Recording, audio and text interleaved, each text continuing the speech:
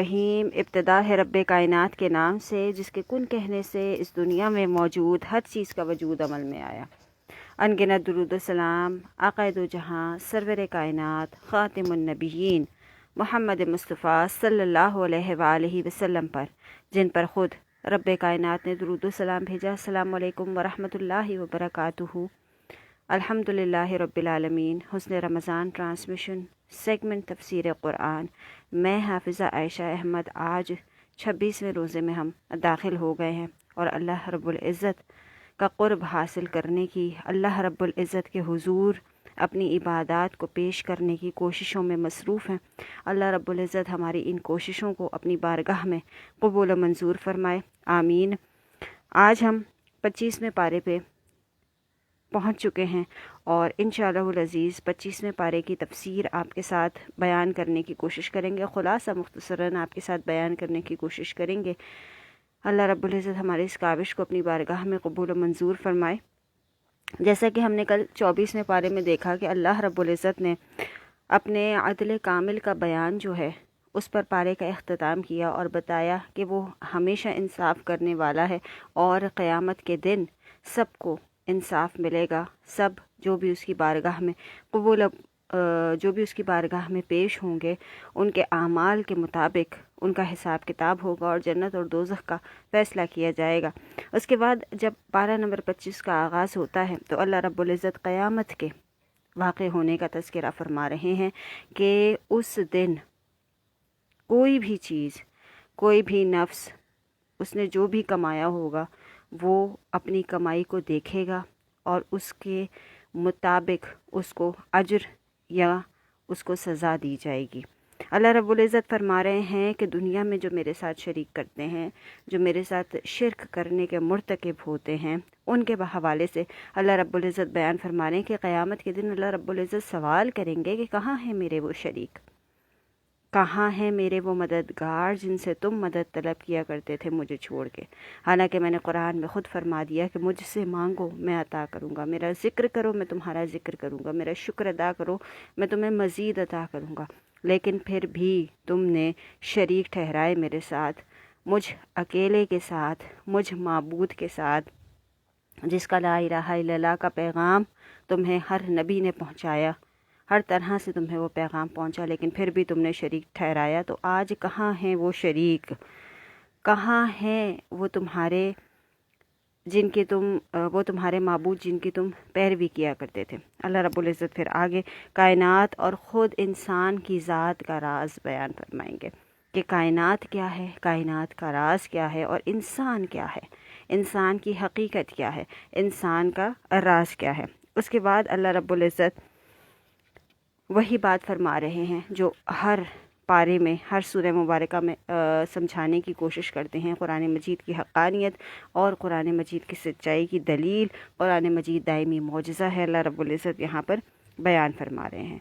फिर अल्लाह रब्बुल इज़्ज़त यहाँ पर मौजज़ात का तज़किरा फरमा रहे हैं दीगर अंबिया को जो अल्लाह रब्बुल इज़्ज़त ने अता फरमाए हैं कि हज़रत मूसा अलैहिस्सलाम को अल्लाह ताला ने ऐसा अता फरमाया जिसकी वजह से वो फ़िरौन के दरबार में जितने भी जादूगर थे उनके सामने वो अपना मौजज़ा उन्होंने दिखाया और तमाम जादूगर ईमान ले आए।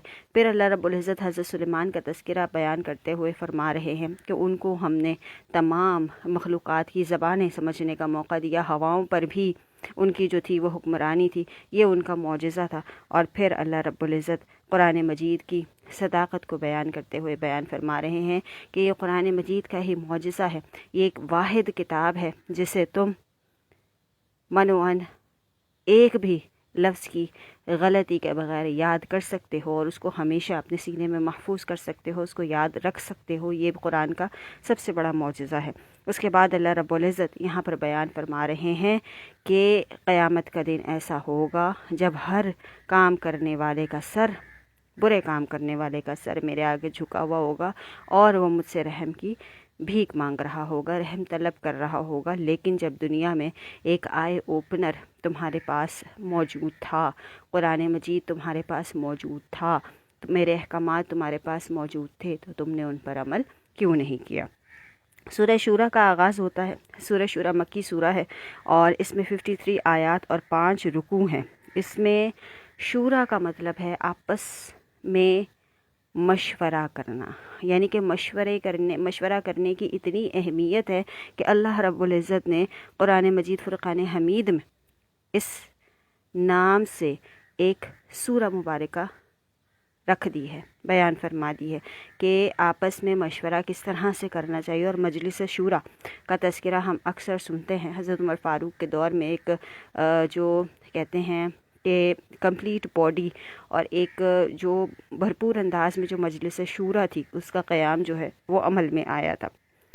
نظریاتی مسائل پر بحث جو ہے وہ اس سورہ مبارکہ میں بیان کی گئی ہے کہ نظریاتی مسئلے جو ہیں وہ کیا ہیں، وہ وحی اور رسالت کے مضامین ہیں، یعنی کہ جو اللہ رب العزت کی طرف سے آقا کریم صلی اللہ علیہ وآلہ وسلم پر وحی نازل ہوئی اور اس وحی میں کیا مضامین بیان کیے گئے، وہ اس سورہ مبارکہ کا مین پوائنٹ ہے۔ اس کی ابتدا بھی حروف مقطعات سے ہوئی ہے اور پھر اللہ رب العزت یہاں پر بیان فرما رہے ہیں مشرکین مکہ جب آقا کریم صلی اللہ علیہ وآلہ وسلم کو تکلیف دیتے تھے اور آپ کو نعوذ باللہ جادوگر اور مجنون کہا کرتے تھے اور کہا کرتے تھے کہ یہ آپ کا خود کا بنایا ہوا کلام ہے، تو اللہ رب العزت یہاں پر بیان فرما رہے ہیں کہ اگر یہ واقعی میں انسانی کلام ہے، انسان کا بنایا ہوا کلام ہے، تو تم کوئی ایک آیت ہی بنا کر لے آؤ اس جیسی۔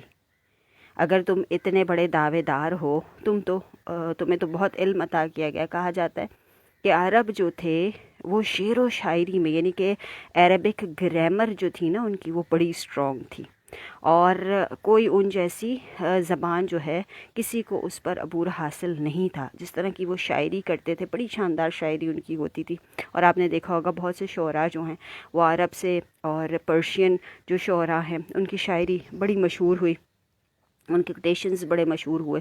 تو اللہ رب العزت فرما رہے ہیں کہ تمہیں تو ہم نے ایک عبور دیا ہے اس زبان پر، تم تو بہت اچھے انداز میں اس زبان کو ریپرزینٹ کرتے ہو، تو کوئی اگر تم کہتے ہو کہ یہ انسانی کلام ہے قرآن مجید، تو کوئی ایک آیت ہی بنا کر لے آؤ۔ اِنَّا أَعْطَيْنَاكَ الْكَوْثَرَ سورہ کوثر خانہ کعبہ پر لکھ کر لگا دی گئی تھی اور کہا گیا تھا کہ اس جیسی کوئی ایک چھوٹی صورت ہی لے آؤ، یہ سب سے چھوٹی صورت ہے، اس جیسی کوئی ایک چھوٹی صورت ہی لے آؤ۔ چلو صورت نہیں لا سکتے، کوئی ایک آیت ہی لے آؤ، لیکن تم یہ نہیں کر پاؤ گے کیونکہ یہ انسانی کلام نہیں ہے، یہ اللہ رب العزت کا کلام ہے۔ پھر اللہ رب العزت آگے چل کر وحی کے حوالے سے بتا رہے ہیں کہ وحی جو ہے وہ میری طرف سے آتی ہے اور روح القدس یعنی کہ حضرت جبرائیل امین کے ذریعے سے وحی آقا کریم صلی اللہ علیہ وآلہ وسلم تک پہنچتی ہے، اور جتنے بھی انبیاء پر وحی کا نزول ہوا وہ حضرت جبرائیل علیہ السلام کے تھرو ہی ہوا۔ حضرت جبرائیل علیہ السلام کے حوالے سے بھی یہاں پر بیان کیا جا رہا ہے۔ پھر اللہ رب العزت فرما رہے ہیں کہ اللہ کے نزدیک دین ایک ہی ہے۔ ہر نبی کا جو میسج تھا ہمارے لیے، وہ میسج کیا تھا؟ لا الہ الا اللہ محمد الرسول اللہ، اشہد ان لا الہ الا اللہ وحدہ لا شریک لہ واشہد ان محمد عبدہ ورسولہ، یعنی کہ اللہ رب العزت کی وحدانیت کا اقرار۔ حضرت آدم علیہ السلام سے لے کر آقا کریم صلی اللہ علیہ وآلہ وسلم تک جتنے بھی نبی آئے، ان کا اپنی قوم کے لیے ایک ہی میسج تھا کہ اللہ رب العزت کی عبادت کرو، اللہ رب العزت کے سوا کوئی بھی الہ نہیں ہے، اور آقا کریم صلی اللہ علیہ وآلہ وسلم اللہ کے آخری نبی اور رسول ہیں۔ ہر نبی نے یہ بات اپنی قوم تک پہنچائی اور ہر قوم کو آقا کریم صلی اللہ علیہ وآلہ وسلم کی آمد کی خبر تھی کہ ایک نبی آئیں گے جن کے بعد کوئی نبی نہیں آئے گا۔ آقا کریم صلی اللہ علیہ وآلہ وسلم کو انجیل میں احمد کے نام سے مخاطب کیا گیا، احمد کے نام سے ان کا انٹروڈکشن کرایا گیا، ان کی تمام صفات کو بیان کیا گیا، اور اس کی اگزامپل ورقہ بن نوفل کے ذریعے سے ہمیں ملتی ہے کہ جب حضرت خدیجۃ الکبریٰ رضی اللہ تعالی عنہا آقا کریم صلی اللہ علیہ وآلہ وسلم کو وحی کے نزول کے بعد جب پریشان ہو گئے تھے، رسول اکرم صلی اللہ علیہ وآلہ وسلم، ایک انسانی فطرت ہے نا، ایک عجیب سا معاملہ ان کے ساتھ ہوا تو پریشانی ان پر طاری ہو گئی۔ اس وقت آپ کو نبوت نہیں ملی تھی، تو حضرت خدیجۃ الکبریٰ ورقہ بن نوفل جو کہ عیسائی بہت بڑے عالم تھے، ان کے پاس لے کر گئیں، ان کے چچا زاد بھائی تھے، تو انہوں نے کہا کہ یہ وہی نبی ہیں جن کی نشانیاں ہماری کتاب میں بیان کی گئی ہیں۔ اس سے بڑی دلیل اور کیا ہو سکتی ہے کہ کرسچنز جو ہیں، ہم نہیں مانتے کرسچنز اس بات کو، اور نعوذ باللہ حضرت عیسیٰ علیہ السلام کو اللہ کا بیٹا کہتے ہیں، لیکن ان کی کتاب میں ان کے ایک عالم نے جو کہ اتھینٹک تھے، ورقہ بن نوفل، انہوں نے یہ بات کہی کہ یہ وہی نبی ہیں جن کا ذکر ہماری کتاب میں کیا گیا ہے، اور اگر میں حیات رہا تو میں ان پر ضرور ایمان لاؤں گا۔ لیکن ورقہ بن نوفل وحی کے بعد زیادہ عرصہ تک زندہ نہیں رہ سکے اور ان کا انتقال ہو گیا، یعنی کہ وہ دنیا سے رخصت ہو گئے۔ تو آقا کریم صلی اللہ علیہ وآلہ وسلم، ہر نبی کا میسج ان کے لیے یہی رہا ہے، اور نبیوں، جتنے بھی نبی اس دنیا میں تشریف لائے، اللہ رب العزت نے ان کو بھی یہ حکم دیا تھا کہ اگر تمہاری موجودگی میں محمد مصطفیٰ صلی اللہ علیہ وآلہ وسلم دنیا میں تشریف لاتے ہیں تو تم ان پر ایمان لاؤ گے۔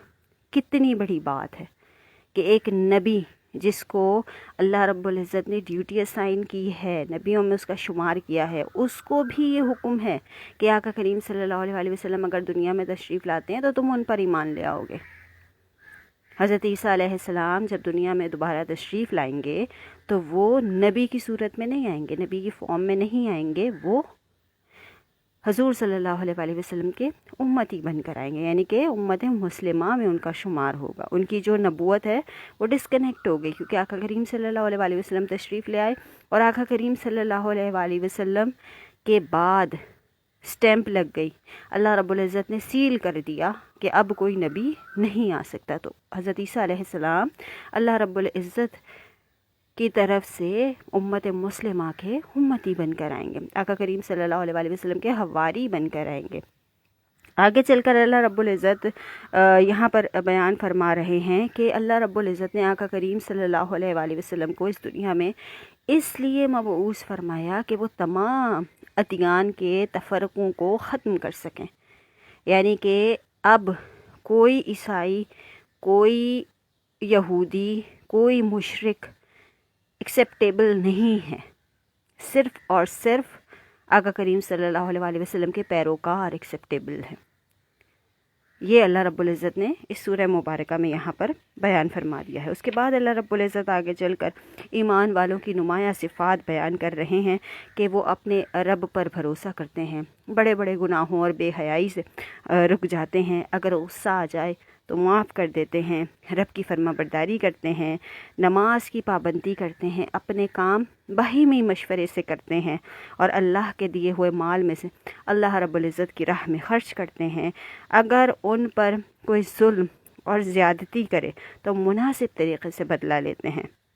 یہ اللہ رب العزت نے ایمان والوں کی صفات یہاں پر بیان کی ہیں۔ اچھا، لاسٹ پوائنٹ پر میں تھوڑی سی بات کرنا چاہوں گی کہ اگر ان پر کوئی ظلم اور زیادتی ہو جائے تو مناسب طریقے سے بدلہ لیتے ہیں، اللہ کے لیے، اپنی ذات کے لیے نہیں۔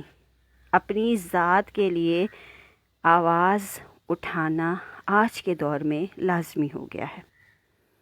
اللہ رب العزت کے احکامات کے منافی جا کر کوئی آپ پر ظلم کرتا ہے، یا کوئی ایسی حرکت جس کی وجہ سے آپ کو لگتا ہے کہ اگر میں نے یہاں پر اس بندے کا حساب کتاب نہیں کیا برابر تو یہ دوسروں کو بھی تکلیف دے سکتا ہے۔ فار ایگزامپل، پچھلے دنوں بہت سے ایشوز آئے تھے کووڈ کے بعد سیلریز کے حوالے سے۔ سیلریز جو تھیں وہ اسکول مالکان جو تھے وہ فیسز تو لے رہے تھے، لیکن سیلریز ٹیچرز کی پے نہیں کر رہے تھے۔ تو یہاں پر یہ ظلم ہے، اور اس کے خلاف آواز اٹھانا جو ہے وہ جہاد ہے، کہ اگر آپ کے ایک شخص کے بولنے کی وجہ سے کئی گھروں کے چولہے جل رہے ہیں تو اس حق کو اللہ رب العزت نے فرض قرار دیا ہے کہ آپ نے مانگنا ہے۔ اگر اللہ رب العزت کے معاملات میں کوئی آپ کے ساتھ غلط طریقے سے بات کر رہا ہے یا آپ کو غلط ٹونٹ کر رہا ہے تو اس کو شٹ اپ کال دینا لازمی ہے، لیکن طریقے سے، تاکہ اس کے ہوش بھی ٹھکانے لگ جائیں اور اس کو پتہ بھی چل جائے کہ ہاں واقعی میں دین اسلام ہے۔ ہم ڈر کے بیٹھ جاتے ہیں نا، ہائے چلو کوئی بات نہیں، میں اس کے سامنے، یار چھوڑ دو نا، باتوں کو درگزر، خاموشی بہترین علاج ہے۔ نہیں، خاموشی علاج ہے، لیکن جہاں پر آپ کو جواب دینا ہے وہاں پر آپ کو جواب دینا فرض قرار دیا گیا ہے، یعنی کہ ظلم ہوگا دوسروں پر کہ آپ اپنے حق کے لیے بات نہیں کر رہے. ہو سکتا ہے آپ کے حق کے لیے بات کرنے سے دوسرے کو اس کا حق آٹومیٹک مل جائے. ٹھیک ہے جی. اچھا جی، آگے اللہ رب العزت یہاں پر صورت کا اختتام جو ہے وہ وحی اور رسالت کے ذکر پر ہو رہا ہے، اور جس مضمون سے سورہ کا آغاز اللہ رب العزت نے کیا اسی موضوع پر اللہ رب العزت نے صورت کا اختتام کر رہے ہیں. آگے ہے جی سورہ زخرف، اور سورہ زخرف مکی صورت ہے. اس کی 89 آیات اور 7 رکوع ہیں. اس صورت میں زخرف لفظ آیا ہے، اس لیے اس کا نام سورہ زخرف رکھا گیا ہے. اور زخرف جو ہے اس کے معنی سونے اور زینت کے ہیں. ٹھیک ہے جی. صورت کا موضوع اصل میں اصول ایمان ہے. اصول ایمان کیا ہے وہ بتایا گیا ہے، اور ابتدا جو ہے وہ حامیم سے ہوئی ہے، اور حوامیم جو ہے وہ میں نے جیسے بتایا تھا کہ 7 سورہ مبارکہ ہیں جن کا آغاز حامیم سے ہوتا ہے. اور پھر اللہ رب العزت نے آقا کریم صلی اللہ علیہ وآلہ وسلم کا ذکر فرمایا ہے، خاتم النبیین کا ذکر فرمایا ہے، اور قرآن مجید کو دائمی معجزہ قرار دیا ہے، اور بتایا ہے کہ اس کو ہم نے لوح محفوظ میں محفوظ کر کے رکھا ہے.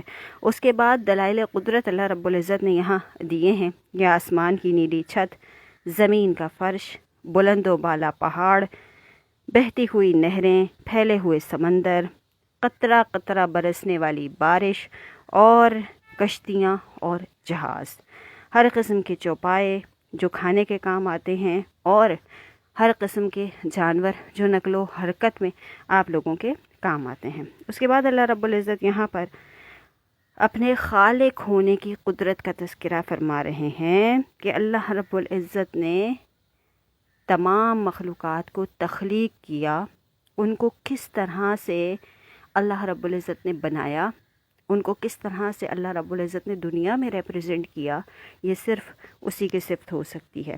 پھر اللہ رب العزت نے یہاں پر انسانی اعضاء کا تذکرہ کیا ہے کہ اگر کان نہ ہوں تو کیا نقصان ہو سکتا ہے، اگر آنکھیں نہ ہوں تو کیا نقصان ہو سکتا ہے، زبان نہ ہو کیا نقصان ہو سکتا ہے. یعنی کہ ہر آرگن جو ہے ہمارا وہ اپنے طور پر فنکشن کر رہا ہے، اور یہ اللہ رب العزت کی قدرت کا سب سے بڑا نظارہ ہمیں دیکھنے کو ملتا ہے. اگر ہم اپنی ذات کو، اپنے آرگنز کو پر غور و فکر کریں کہ اگر خدا نخواستہ ہمارے پاس کوئی ایک چیز بھی نہ ہوتی تو ہم کہاں کھڑے ہوتے.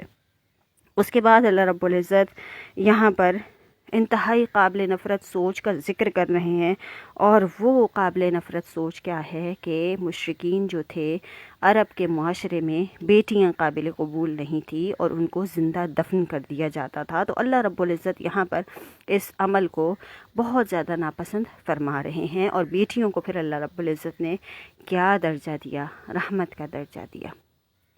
ایک بات اکثر میرے ذہن میں آتی ہے، بیٹا جو ہوتا ہے وہ نعمت ہوتا ہے، اور بیٹی جو ہوتی ہے وہ رحمت ہوتی ہے. رحمتیں ہمیشہ برستی رہتی ہیں، رحمت کبھی ختم نہیں ہوتی. ہم اللہ سے اللہ کی رحمت مانگتے ہیں، لیکن نعمتوں کا حساب لیا جاتا ہے. تو اللہ رب العزت ہم سب پر اپنی رحمتیں نازل فرمائیں.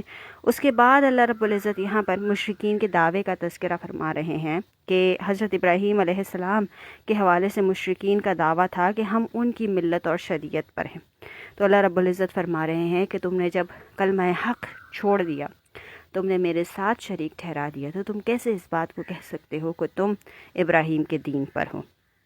اور آقا کریم صلی اللہ علیہ وآلہ وسلم کو یہاں پر اللہ رب العزت نے تسلی دی ہے کہ یہ آپ کو جادوگر کہتے ہیں، آپ کو مجنون کہتے ہیں، نعوذ باللہ، آپ ان کی باتوں کی پرواہ نہ کریں. آپ سے پہلے بھی جو انبیاء آئے ان کے ساتھ بھی ان کا یہی سلوک رہا، اور یہ لوگ سدھرنے والے نہیں ہیں.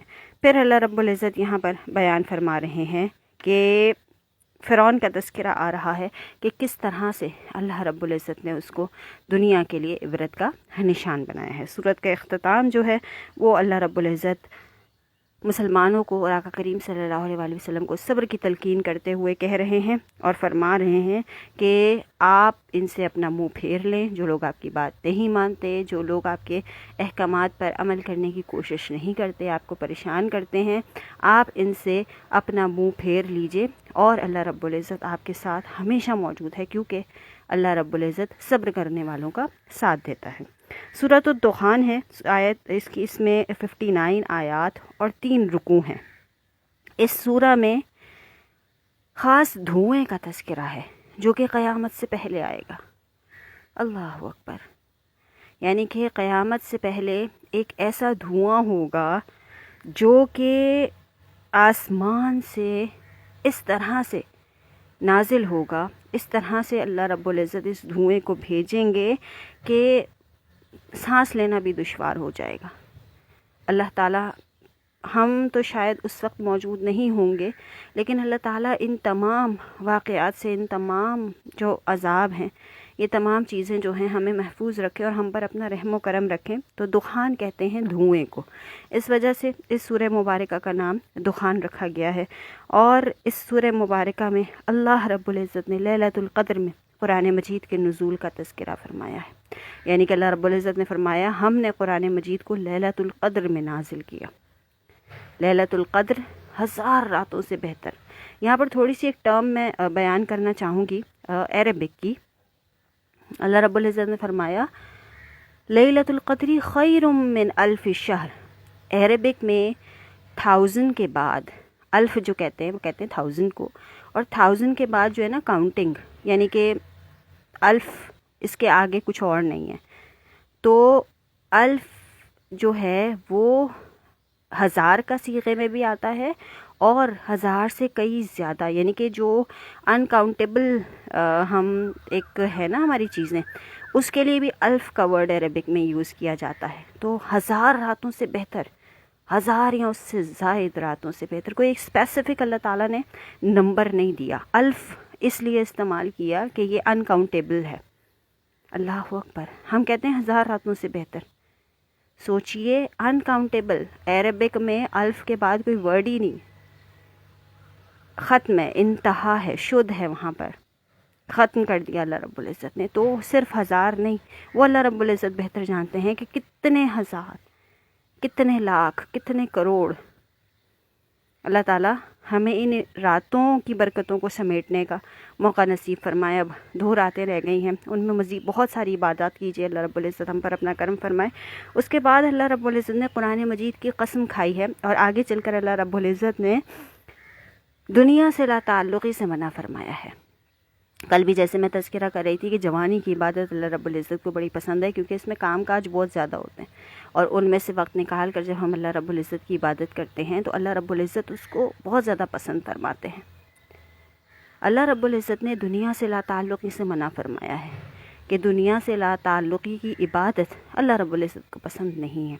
इबादत वो हो जिसमें आप दीन और दुनिया दोनों को साथ लेकर चल रहे हों। फिर अल्लाह रब्बुल इज़्ज़त हुज़ूर सल्लल्लाहु अलैहि वसल्लम के ज़माने में कुछ लोग ऐसे थे जो कि आका करीम सल्लल्लाहु अलैहि वसल्लम को बेइंतहा परेशान किया करते थे। अबू जहल, अबू लहब, बहुत से ऐसे लोग जिन्होंने बहुत परेशान किया आका करीम सल्लल्लाहु अलैहि वसल्लम को। अब्दुल्ला बिन उबई का नाम भी आता है, मुनाफिकीन का सरदार कहा गया उसको।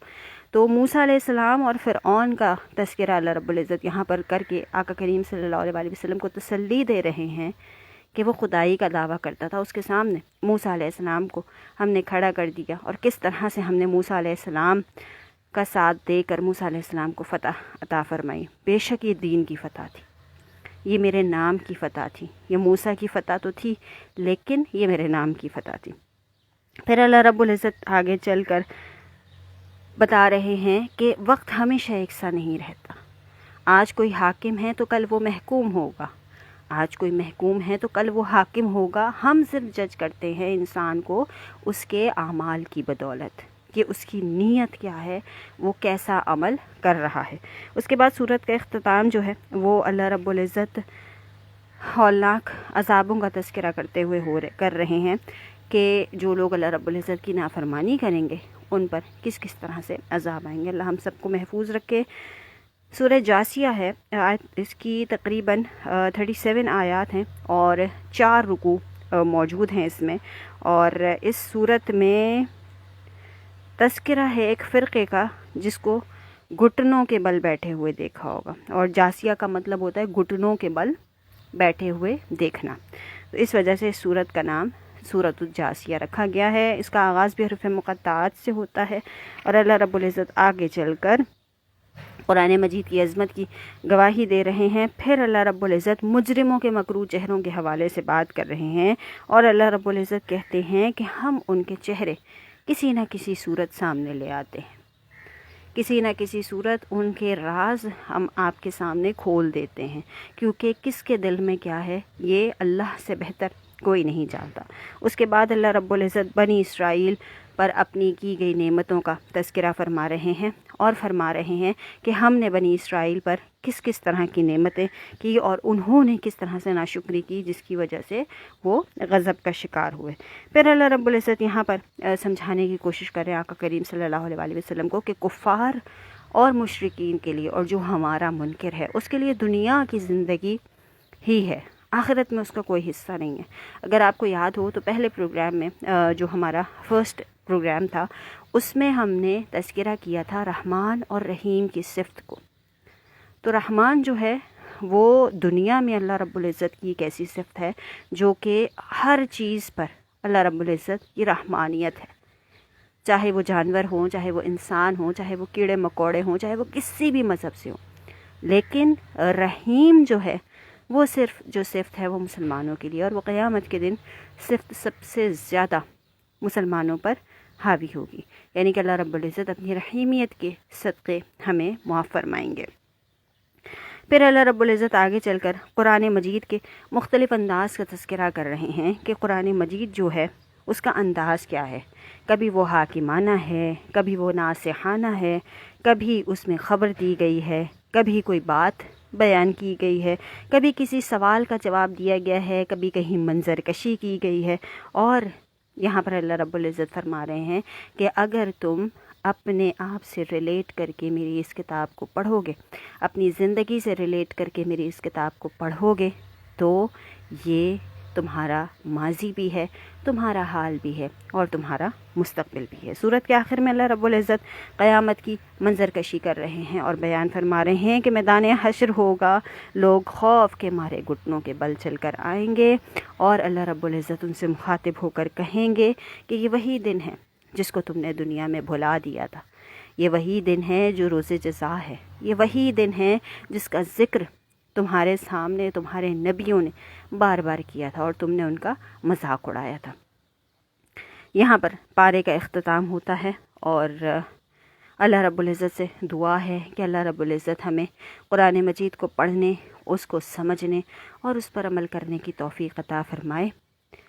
جو ہمارا مقصد ہے، کوئی ایک شخص بھی اپنا دل بدل لیتا ہے، اللہ رب العزت کی طرف سے اس کے دل میں دین اسلام کی محبت پیدا ہو جاتی ہے، تو ہمارا یہ مقصد پورا ہوا۔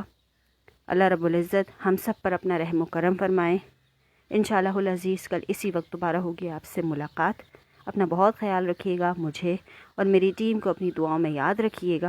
عائشہ بہت بہت شکریہ، ہماری چیئر پرسن ہیں عائشہ ملک، بہت بہت شکریہ، آپ نے وقت نکالا اور پروگرام دیکھا۔ Doctor Maria thank you so much, اور مزید بھی جن لوگوں نے ساتھ دیا، جو لوگ ساتھ رہے، ان کا بھی بہت بہت شکریہ۔ آپ لوگوں کا سپورٹ بہت معنی رکھتا ہے، کیونکہ آپ کے سپورٹ سے ہی مزید کام کرنے کا جذبہ پیدا ہوتا ہے۔ اللہ تعالیٰ آپ سب کو سلامت رکھے۔ میری طرف سے اللہ حافظ۔